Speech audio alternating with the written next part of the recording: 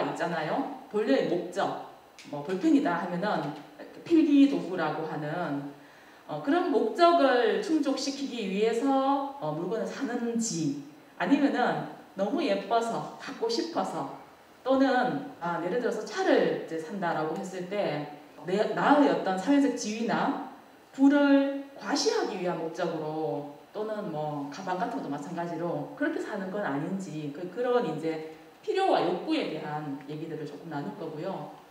사회적으로 이제 그렇지만 이제 이런 문제들을 너무나 많이 알고 있기 때문에 새로운 대안들이 또 만들어지고도 있습니다. 사회적인 흐름으로. 그 부분에 대해서 조금 알아볼 거고, 그리고 이제 어떻게 하면은 쓰레기를 줄일 것인가, 그 문제에 대해서 조금 얘기하려고 합니다. 자, 우리 집 주방에서 쓰는 가전제품이 어떤 게 있는지 한번 써보세요. 일단 한번 쭉 써보시고, 그 물건을 사기 전에는 우리가 어떻게 했는지, 아예 예를 들어서 전기밥솥이었다 하면 전기밥솥이 없었을 때는 뭘 어떻게 해서 밥을 해먹고 살았는지, 그걸 한번 생각해 보셔도 좋을 것 같아요. 전자레인지가 없었을 때에는 어떻게 요리를 해먹었는지, 믹서기가 없었을 때에는 어떻게 했는지, 그전에는 없이도 살았다라고 생각하면 이거는 꼭 필요한 물건인지, 이거는 포기 못해 라고 하는 건지 OX로 한번 체크도 한번 해보세요. 이거는 반드시 있어야 한다 하면은 이건 없어도 될 것 같은데, 또는 다른 걸로 이렇게 대체해도 될 것 같은데, 다른 방식으로 해도 될 것 같은데 하는 게 있으면 X 하셔도 됩니다. 쌤 이걸 써보시니까 어떤 기분이 드셨어요? 너무 많다. 너무 많다. 네, 쌤은요? 없어도 될 것 같은데 어떨 때는 없어도 너무 불편해요. 없으면 너무 불편한. 선생님은 몇 가지 정도 적으셨어요? 8가지. 뭔지 한번 말씀해 보시겠어요? 발표해 볼까요? 네네네. 냉장고, 네. 김치 냉장고, 네. 전자레인지, 네. 커피포트, 네. 전기밥솥, 네. 건조기, 네. 환풍기, 네. 믹서기. 그러면 우리 집에는 전자레인지 없다 하시는 분 계세요? 다 있으시군요. 에어프라이기 없다 하시는 분 계세요? 저희는 전자레인지는 없거든요. 에어프라이기도 없거든요.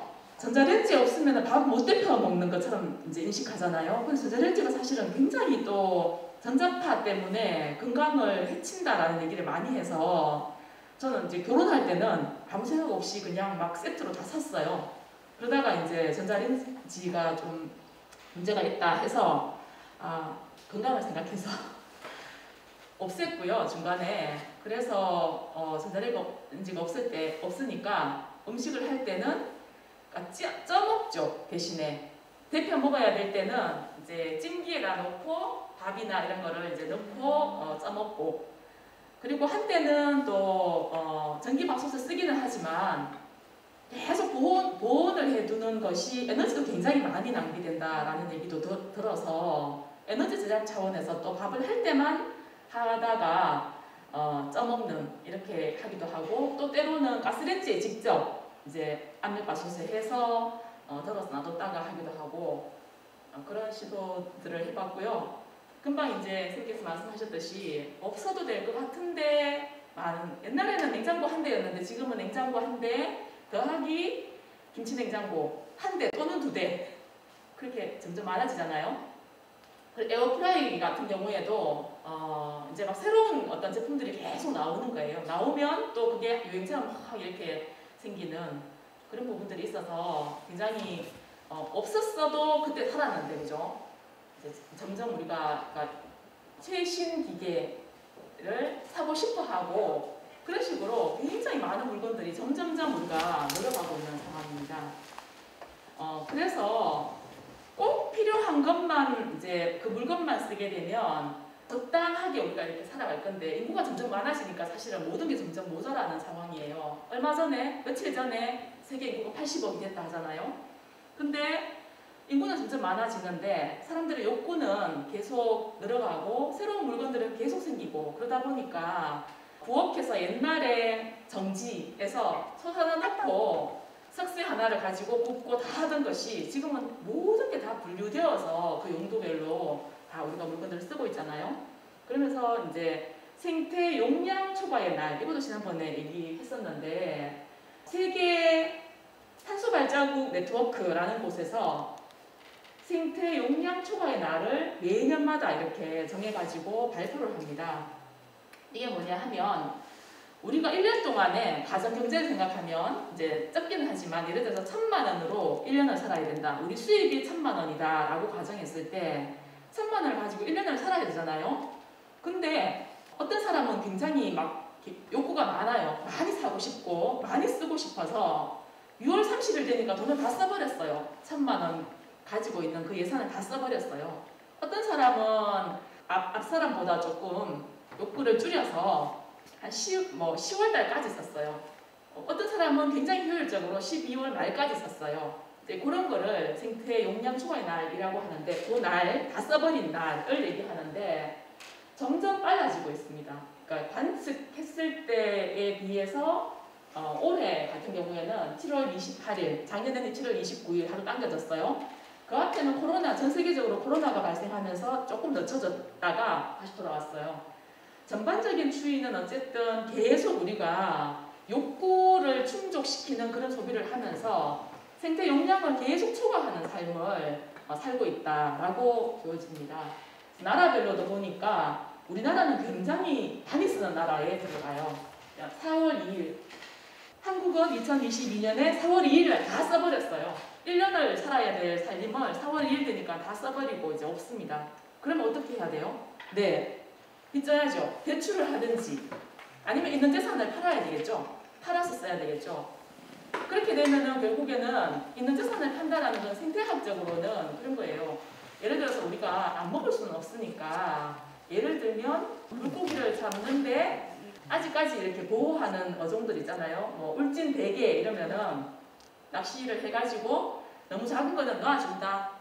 다음번에 먹을 수 있도록 키워서 먹을 수 있도록 놔준다라고 하는 거를 지킨다라고 하면 값이 점점 올라가고 사람들은 자꾸 많은 걸 찾게 되면 기다리지 못하고 어린 것들도 자꾸 잡아먹게 되는 거예요. 그렇게 되면 나중에 되면은 물고기가 씨가 마른다라고 하죠. 그건 결국에는 우리 미래, 그러니까 우리가 될 수도 있고 다음 세대가 될 수도 있고 그들이 먹어야 될 식량을 우리가 다 이렇게 미리 다 먹어버리는 결과인 거예요.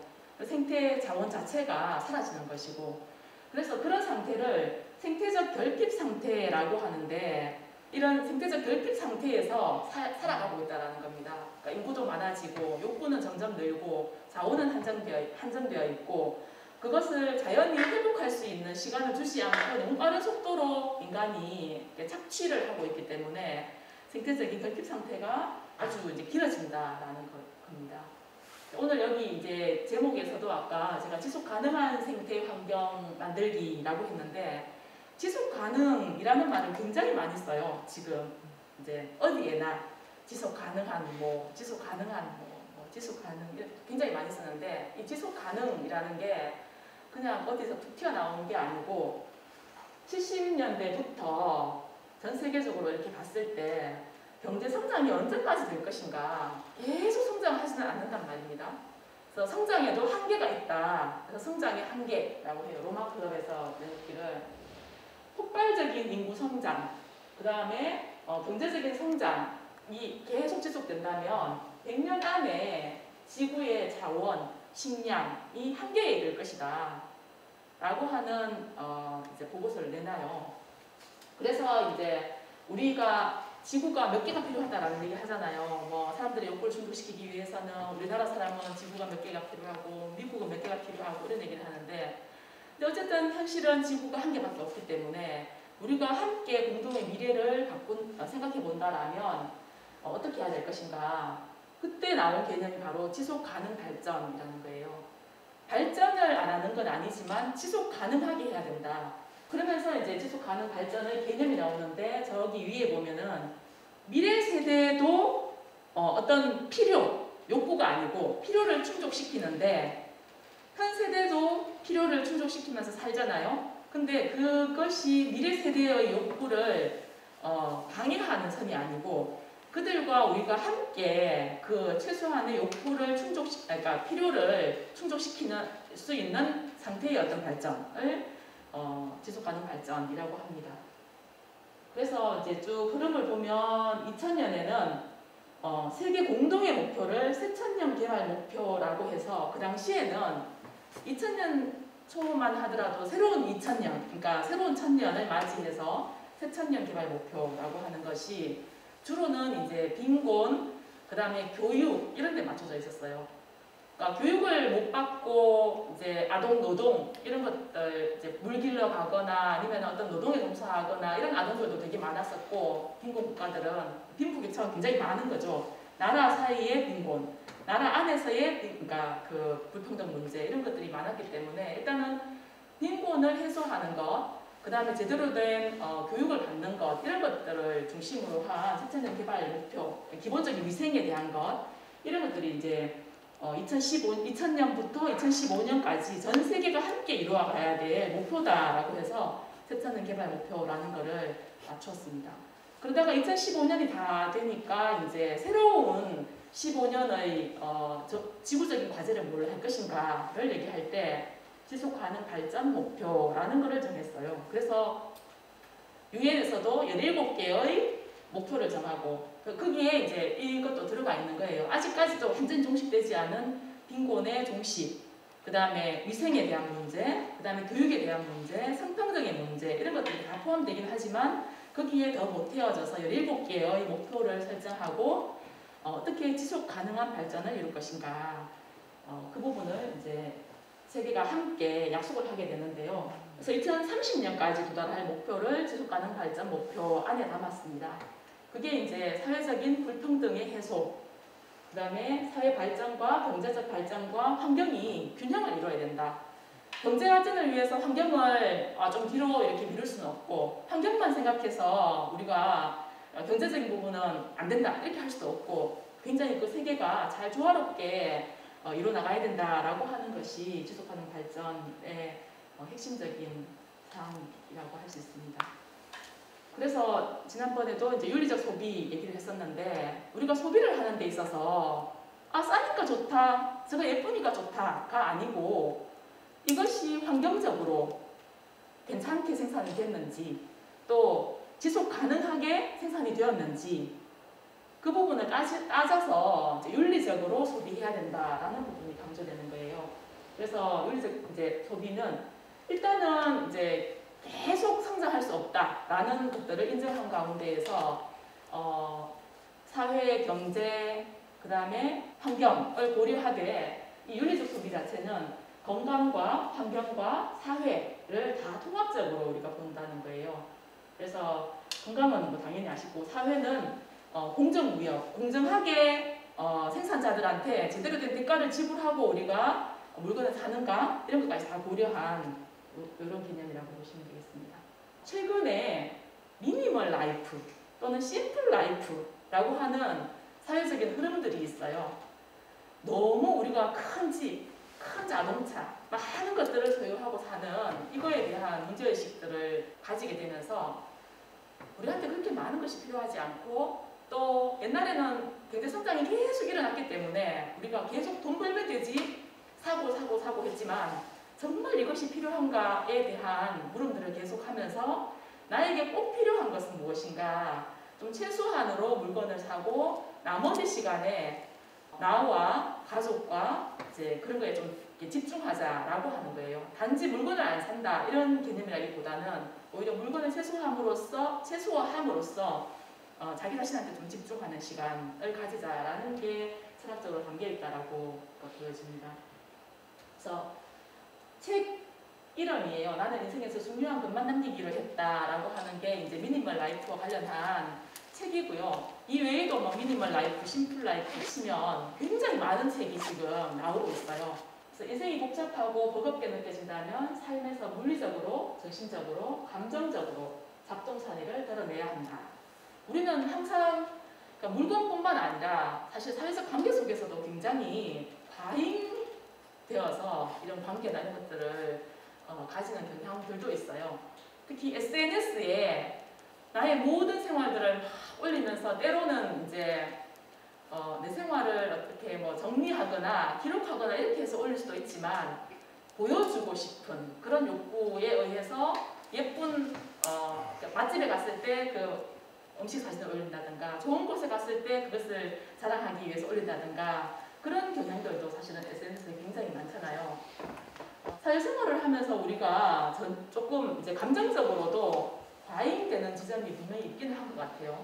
감정적으로도 많은 소비를 하는 거고, 그 다음에 뭐 당연히 사회생활을 하기 위해서 옷도 갖춰 입고 하느라고 옷도 많이 사게 되는 것도 있고, 또 돈을 버니까 내 욕구를 충족시키기 위해서 더 많은 소비를 하는 측면도 있고, 어쩔 수 없이 원하지 않지만 뭐 부조라든가 아니면은 뭐 밥값을 내야 한다든가 이런 소비들을 또 하는 경우들이 있잖아요.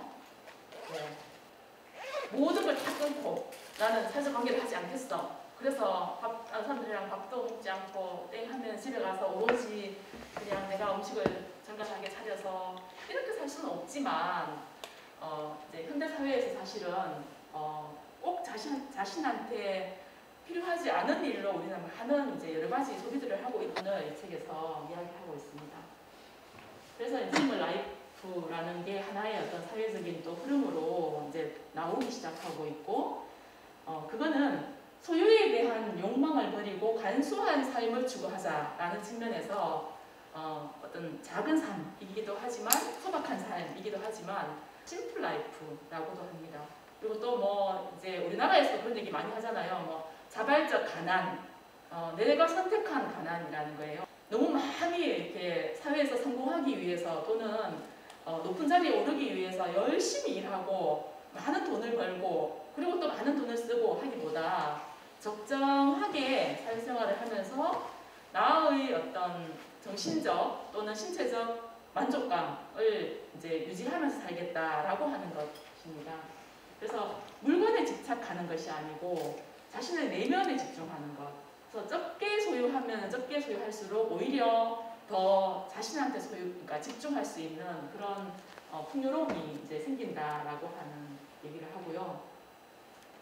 과시하기 위한 소비가 아니고 필요에 의한 소비. 내가 꼭 필요한 것들을 하게 된다는 거예요.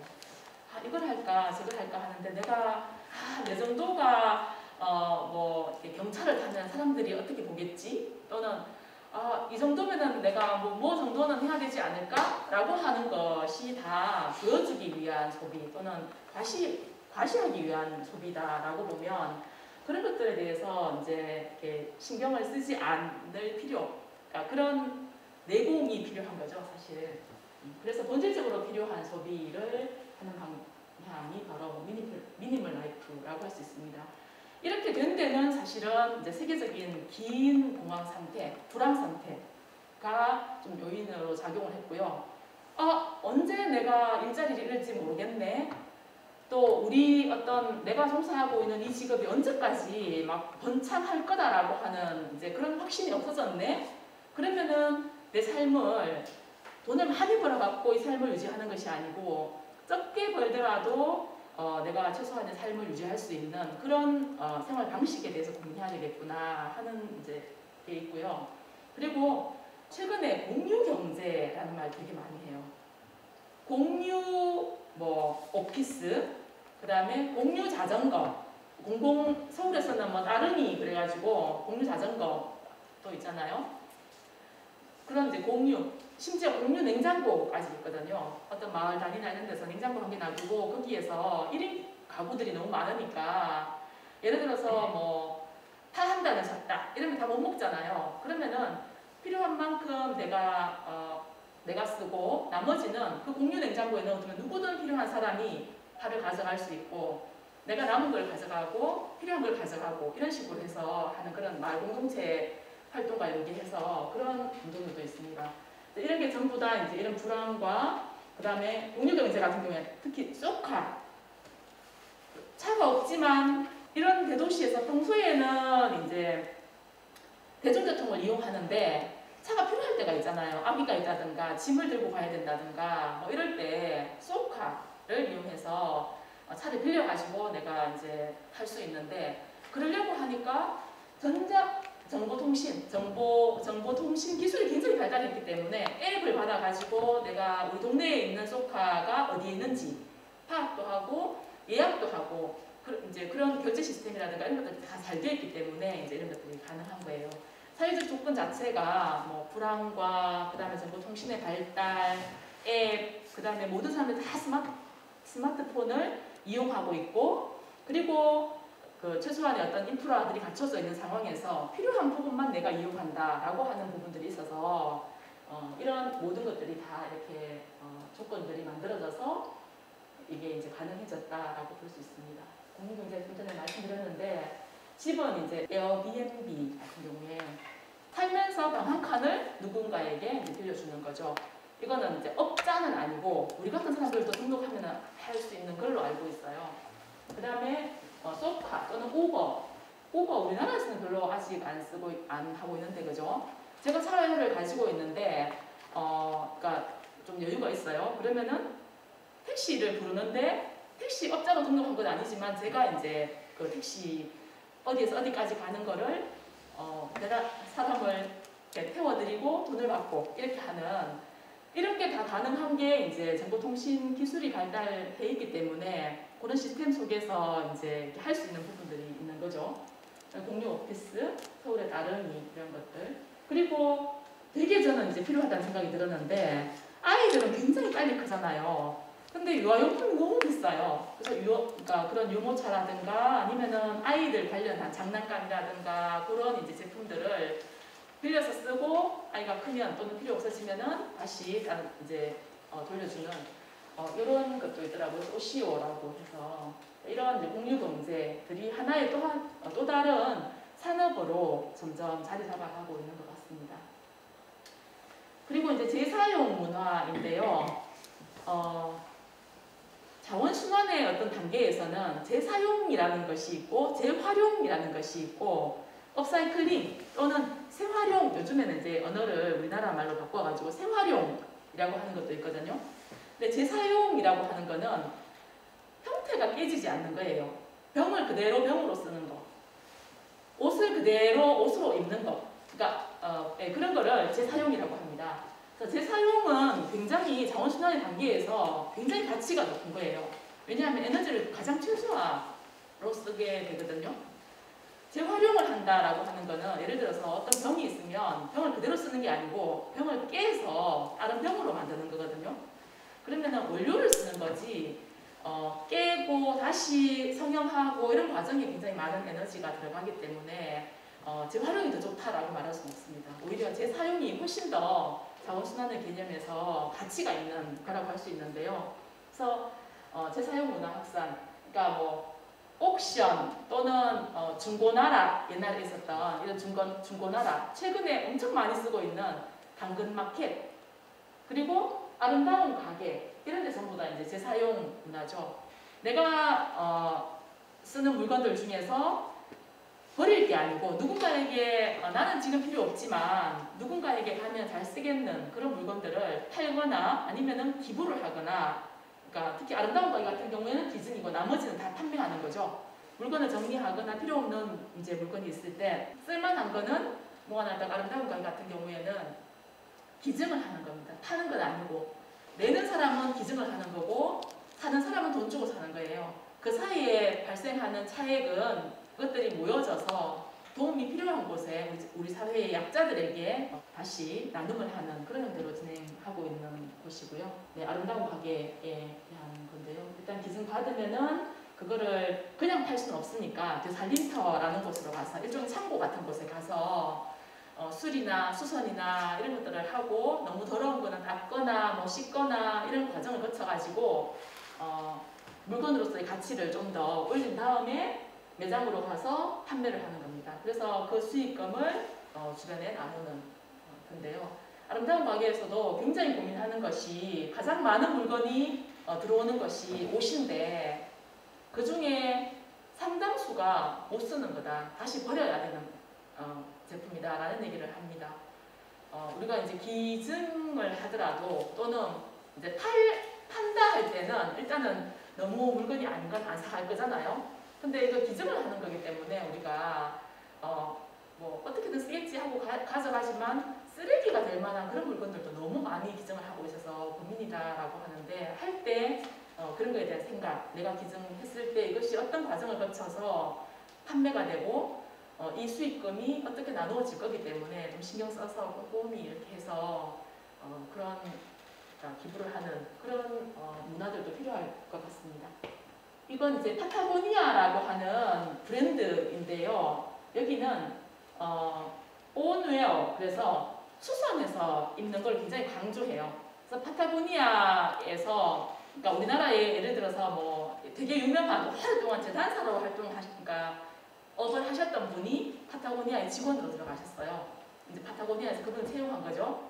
그래서 제가 파타고니아 옷을 샀는데 입다 보니까 어디가 뭐 이렇게 지퍼 같은 게 터져지거나 아니면은 뭐 단추가 떨어지거나 이럴 수 있잖아요. 그러면은 보통은 버리는데 파타고니아에서 굉장히 적극적으로 우리는 수리수선해 주겠다라고 해서 이제 이런 캠페인을 벌입니다. 그래서 왜 우리가 옷을 오래 입어야 할까요? 이유는 오래 사용하고 불필요한 소비를 줄이는 것이 지구를 위한 일이기 때문입니다. 우리가 많이 파는 게 당연히 기업으로서는 좋겠지만 그러니까 그런 철학을 가지고 영업 활동을 하겠다라고 하는 얘기를 하는 거죠. 그래서 굉장히 값은 비싸지만 싼 옷을 우리가 그러니까 세 벌을 사는 것보다 한 벌을 사서 그렇게 오랫동안 입는 것이 훨씬 더 지구에도 좋은 일이고 이제 경제적으로도 결국에는 훨씬 더 이제 이익이 될 수 있는 거죠. 이제 그거는 재사용에 관한 것이었고요. 이제 업사이클, 그러니까 재활용에 관한 부분입니다. 프라이탁이라고 하는 스위스 업체인데요. 세계적으로 엄청 유명한 명품이에요. 근데 우리가 막 명품이라고 그러면 샤넬 이런 것만 생각하지만 이 업계의 명품입니다. 수십만 원 해요. 가방 한 개에. 엄청 비싸요. 근데 이 재료는 버려진 천막이나 자동차의 방수포, 그러니까 이런 이제 자동차 이렇게 덮개 이런 거를 가지고 가방을 만들어요. 그리고 자동차의 안전벨트, 그 다음에 폐 타이어 이런 걸로 이제 이 가방을 만듭니다. 그러니까 똑같은 제품이 하나도 없어요. 모든 제품이 다 다릅니다. 그 부위나 이런 거에 따라서 폐 이제 자재를 가지고 만든 거기 때문에. 그래서 유럽 사람들은 약간 이런 거에 대한 가치를 인정해주는 경향이 있어요. 그러니까 샤넬 똑같은 가방이 명품이다라고 인정하기도 하지만 또 한 측면에서는 세상에 하나밖에 없는 그야말로 명품 이렇게 하는 좀 가치를 인정해주는 그런 부분도 있는 것 같고요. 그래서 이제 굉장히 잘 나가는 그런 제품이에요. 우리나라의 업사이클 브랜드인데 아름다운 가게에서 이제 막 그렇게 하다 보니까 버려지는 것들도 많고 다시 이렇게 수리수선하는 과정에서 그래서 에코파티 메아리라고 하는 브랜드를 만들었어요. 그래서 거기에서 또 폐기되는 것들을 가지고 디자인해가지고 이렇게 업사이클 제품을 만들기도 하는데요. 가방, 뭐 지갑이라든가 뭐 카드 지갑 굉장히 종류가 다양하게 만들어지고 있어요. 요거는 릴라시 그래가지고 이제 이런 캐릭터를 만들어가지고 고릴라 모양으로 된 이런 이제 인형을 만들기도 했는데 이런 아름다운 가게에서 만든 에코파티 메아리, 그 다음에 터치포봇이라는 회사에서 또 이런 제품들을 만들고요. 리 블랭크라고 하는 회사에서도 그렇고, 그 다음에 세이지 디자인이라고 하는 대표적인 업사이클링 브랜드입니다, 우리나라에. 근데 프라이탁은 돈을 엄청 많이 벌어요. 폐자재를 가지고 디자인해서 가방을 만들었는데 여기 가방이나 좀 비슷하지 않아요? 디자인만 조금 다른데, 그러니까 그거는 뭐 선호도의 차이일 수도 있는데, 근데 우리나라의 업사이클 브랜드는 못 먹고 사는 상황이라고 해요. 물건을 팔아가지고 영업이익이 남지 않는. 그래서 어떻게 이 어려움을 타개하는가 하면 교육을 많이 해요. 업사이클 교육, 그러니까 물건을 파는 것보다 교육을 해야만 그러니까 그 기업이 유지될 정도로 아직까지 우리나라의 업사이클 제품에 대한 인식이 되게 낮다는 거예요. 예를 들면 프라이탁 가방이 50만 원 하는데 사람들이 막 사가요. 근데 터치포봇의 가방을 50만 원 하면은 아유 저게 무슨 50만 원이나 하노 너무 비싸다 라고 하는 생각을 가지는 거예요. 이거 폐모라며 이제 이런 생각을 가지는 거죠, 사람들이. 그래서 똑같이 버려지는 또는 짜투리 남은 천 버려질 그런 소재를 가지고 새로운 디자인을 가미해서 이렇게 만든 거다. 결국에는 이 자원순환 활동에 참여하기 위해서 우리가 이런 기업 활동을 한다라고 하는 것이 시민들한테는 그렇게 받아들여지지 않고 값으로만 매겨지다 보니까 그 가치를 제대로 인정받지 못하고 굉장히 어려움을 겪고 있다라고 합니다. 그래서 이런 단체들, 저희도 이제 리블랭크 대표님 모시고 제가 이제 그 탄소중립 환경교육 강사 양성 과정 이런 것들 하거든요. 그럴 때 강사로 모시기도 하고 또 에코파티 메아리도 옛날에 강사로 모시기도 하고 그랬는데 여기 터치포북 같은 경우에는 교육 프로그램으로 만들어가지고 환경부에서 지정한 우수 환경교육 프로그램 지정 이런 걸 받아가지고 자기들 이제 교육 프로그램의 브랜드를 알리기도 하고 굉장히 많이 애를 쓰고 있어요. 이게 약간 다른 나라들과 우리나라의 어떤 업사이클링 산업의 분위기의 차이를 보여주는 거라고 할 수 있습니다. 네, 이제 우리 지역에서 어떤 일들이 일어나고 있는지 단체들의 활동을 몇 가지 소개할 건데요. 녹색소비자연대라고 하는 대구 단체입니다. 여기에서는 와룡시장, 그러니까 이것도 이제 아름다운 가게의 후원을 받았어요. 아름다운 가게에서 이런 활동들을 지원하거든요. 그래서 후원을 받아가지고 지금 올해 진행하고 있는 것이 플라스틱 없이 장보기라고 해서 지금 이제 자원순환법이 계속 강화되면서 11월 10일부터였나요? 24일부터였는가요? 네, 비닐봉지를 제공하지 않게 됩니다. 그리고 일회용품 규제도 굉장히 좀 강화되었어요. 그리고 뭐 점점 이제 그런 부분들이 있는데 시장에는 그게 되게 어려워요. 시장에는 검은 비닐봉지 되게 많이 쓰잖아요. 그래서 만약에 그렇게까지 규제하게 되면은 뭐 상인들을 그러니까 이 시장 활성화에 방해한다라든가 여러 가지 논리로 계속 이제 그걸 잘 시행을 못하게 되는데 그래서 시범사업으로 한 시장하고 이제 협약을 맺고 와룡시장 상인회, 성서에 있는 와룡시장이 있거든요. 상인회하고 협약을 맺어가지고 이런 이제 용기를 가져가거나 아니면 장바구니를 가져가거나 그렇게 해서 장을 보는 사람들한테는 쿠폰을 줘요. 그래서 나중에 시장에서 또다시 그걸로 물건을 살 수 있도록 하는 그걸 하고 있는데 제가 집이 성서 근처여서 전 다 사거든요. 집이 근처여서 제가 여기에 이제 장보기 단에 참여를 했어요. 그래서 저도 용기를 가지고 가고 항상 가방 안에 통을 가지고 다니는 거죠. 말하자면 통도 들고 다니고 그 다음에 장바구니도 들고 다니고 그래서 통을 들고 다니니까 가방이 엄청 큰 거예요. 맨날 큰 가방을 들고 다녀야 되고 요거 제 도시락인데 그러니까 제 통인데 제가 그 시장에서 제가 사실 텃밭 농사를 지어서 밭에서 나는 작물은 하도 안 사거든요. 근데 고기를 잘 사지는 않지만 시장에서 살 게 몇 번을 사야 되는 게 있어요. 장보기 단으로 참여하게 되면.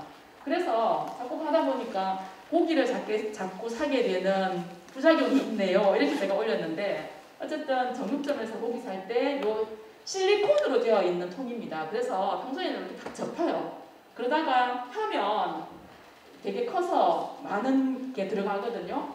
요렇게 이제 그렇게 이제 용기 들고 다니면서 사게 되면 또 비닐봉지 한 개를 줄이잖아요. 투명한 이제 흰 비닐봉지에 보통 고기 이런 거 싸주시니까 그런 거 줄이고 그다음 장바구니 들고 다니고 이런 이제 활동들을 조직해서 상인들한테도 이제 이런 과정들을 한번 경험하게 되면 상인들이 조금 줄이기 위한 그런 고민들을 하지 않을까 그 때문에 이렇게 하고 있고요. 그리고 같은 단체에서 쓰레기 없는 로컬 장터 바리바리라고 해서 마찬가지로 이렇게 장바구니, 통 이렇게 바리바리 싸가지고 장 보러 오라는 거예요. 팝업 마켓이라고 할 수 있습니다. 뭐 11월 넷째 주 토요일 어디에서 바리바리 장터가 열립니다. 이러면은 이제 이렇게 모아요. 상인들을 기존에 이제 여러 가지 이렇게 수공예나 이런 걸 하는 사람들을 모으기도 하고 채소나 이런 이제 사람들을 모아가지고 팝업 스토어를 열고 물건을 구매하고자 하는 시민들은 바리바리 이런 이제 장바구니라든가 통이나 이런 걸 들고 와가지고 구매하는 그래서 쓰레기가 하나도 남지 않고 비닐봉지가 하나도 쓰이지 않는 그런 장터를 실험적으로 계속 열어가고 있습니다. 한 달에 한 번 정도 이렇게 하고 있고요. 그리고 요거는 성서 마을에서 하고 있는 건데요. 성서에 이제 마을 공동체가 굉장히 활성화되어 있어서 여러 가지 실험들을 하고 친환경적인 마을을 만들기 위한 노력들을 주민들이 많이 하고 있는데 우리 마을 해수센터라고 해서 건전지 몇 개를 가져가면 동사무소에 가져가면은 뭐 건전지를 바꿔주거나 아니면은 멸균팩이나 종이팩, 그러니까 우유팩을 가져가면 그걸 모아서 몇 개를 가져가면은 휴지를 준다든가 이런 걸 하고 있잖아요. 동사무소 가기가 쉽지 않은 거예요, 동네 사람들이. 그래서 잘 모아놨다가도 가기가 힘들기도 하고 또는 모아놨다가도 그냥 일반 종이에 넣기도 하고 이러다 보니까 좀 더 마을의 어떤 거점, 사람들이 들락날락하는 그런 공간에 우리가 이런 걸 한번 해보자라고 해서 우리 마을 회수센터인 거예요. 그래서 여기 보면은 우유팩 5개 갖고 오면은 뭘 주고 멸균팩 10개 가지고 오면은 뭘 주고 이런 식으로 해서 이제 주민들이 이렇게 그것들 자원들을 모아가지고 결국엔 동사무소 갖다 주고 뭐 생예배 갖다 주고 이렇게 하긴 하는데 이런 작은 거점들이 많이 만들어져야 된다라는 측면에서 이걸 했습니다. 그리고 여기서 이제 마을 축제를 계속해요. 뭐 단오 때 되면 단오 축제, 어린이날쯤 되면은 어린이날 행사, 가을에는 또 뭐 무슨 뭐 수학 행사 이런 것들을 하는데 그럴 때 통을 가져오면 떡볶이를 나눠드립니다. 통을 가져오면 무슨 세제를 나눠갈 수 있습니다. 이런 식으로 하면서 통을 이제 용기를 들고 와서 그것을 구매하거나 나눠갈 수 있도록 이런 문화들을 만들어가는 활동들을 계속 하고 있고요. 그래서 여기 나눔 보면 치킨, 떡, 오미자차, 그릇이나 컵 들고 오세요 라고 아예 홍보물에도 적혀 있습니다. 그리고 요거는 이제 개인이 실천한 사례인데요. 우리가 쓰레기를 줄이기 위해서는 어떻게 해야 되냐 고민을 하잖아요. 그럼 뭐 이제 용기 들고 다니거나 장바구니 들고 다니거나 이렇게 하는데 그걸로는 한계가 있어요. 그럼 어떻게 해야 되느냐? 일단 쓰레기 일기를 써라 라고 합니다. 얼마나 많은 쓰레기가 우리 집에서 나오고 있는지를 일기를 써라. 근데 그걸 막 일기 쓰듯이 쓰는 게 아니고 좀 기록을 하자는 거예요.